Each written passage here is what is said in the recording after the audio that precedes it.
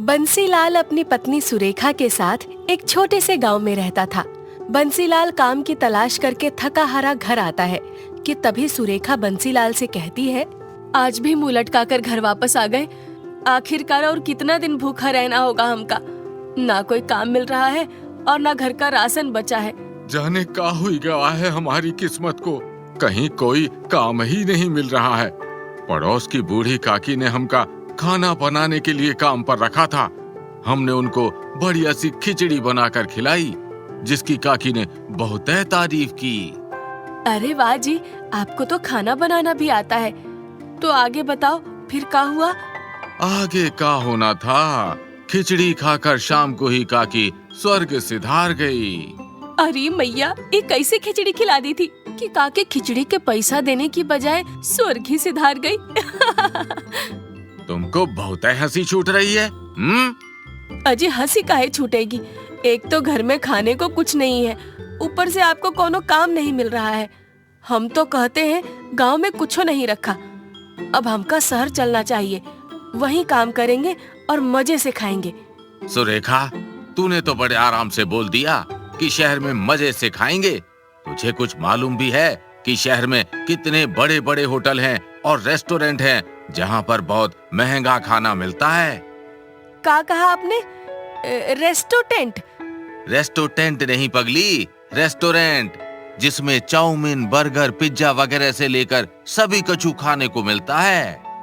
अजी क्यों ना हम भी अपने गांव में रेस्टोरेंट खोल लें। वैसे भी आपको तो ये चाउमीन और क्या कहा था आपने? हाँ, पिज्जा के बारे में सब कुछ पता है। गांव में रेस्टोरेंट देखकर लोग बहुत खुश होंगे। उन्हें चाउमीन, बर्गर सब खाने को मिलेगा।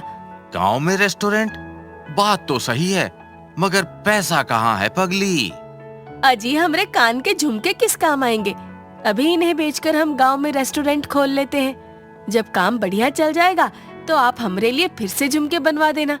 फिर अगले ही दिन बंसीलाल सुरेखा के झुमके बेचकर एक छोटा सा रेस्टोरेंट खोल लेता है, जिसमें वो काफी अच्छी सजावट और नई टेबल चेयर लगवाता है। गांव वाले अपने गांव में एक सुंदर सा रेस्टोरेंट देखकर बहुत खुश होते हैं। अरे कारे बंसीलाल, तूने तो बहुत सुंदर मेज कुर्सी वाला ढाबा खोल लिया है रे। भाई ये ढाबा नहीं, रेस्टोरेंट है, जैसा शहरों में होता है। अरे वाह भैया बंसीलाल, ये तो बहुत अच्छा है। हम भी आते हैं अपनी लुगाई को लेकर। उसे बहुत शौक था शहर जाकर ऐसे रेस्टोरेंट में खाना खाने का। अब जब हमारे गांव में ही रेस्टोरेंट खुल गया है तो हम इसी में बैठा कर उसे पिज्जा, बर्गर खिलाएंगे। कुछ ही देर में बंसीलाल का रेस्टोरेंट लोगों से खचाखच भर जाता है। वहीं बंसीलाल के रेस्टोरेंट के सामने जमुना दास का ढाबा था। गांव में रेस्टोरेंट खुल जाने से गांव के सभी लोग ढाबे पर न जाकर रेस्टोरेंट में खाना खाने लगे। इस बंसीलाल के रेस्टोरेंट ने तो हमारा ढाबा ही खाली करवा दिया। जरा देखो तो, ऐसा लग रहा है जैसे वहाँ कोई भंडारा चल रहा हो। बंसीलाल के रेस्टोरेंट को खुले हुए कुछ ही दिन बीते थे। उसके रेस्टोरेंट के चर्चे दूर दराज के गांव में चलने लगे। दूसरे गांव के लोग भी बंसीलाल के रेस्टोरेंट में खाना खाने आने लगे। बंसीलाल और उसकी पत्नी सुरेखा दोनों ही मिलकर रेस्टोरेंट में काम किया करते थे। उन दोनों की मेहनत से वो कुछ ही दिनों में अमीर हो गए। उन्होंने अपना नया मकान और नई गाड़ी भी खरीद ली थी। वहीं जमुना दास का ढाबा पूरी तरह से बंद पड़ा था। एक रोज गंगा अपने ढाबे पर आती है। उसके हाथ में एक टोकरी थी जिसमें सांप बंद था।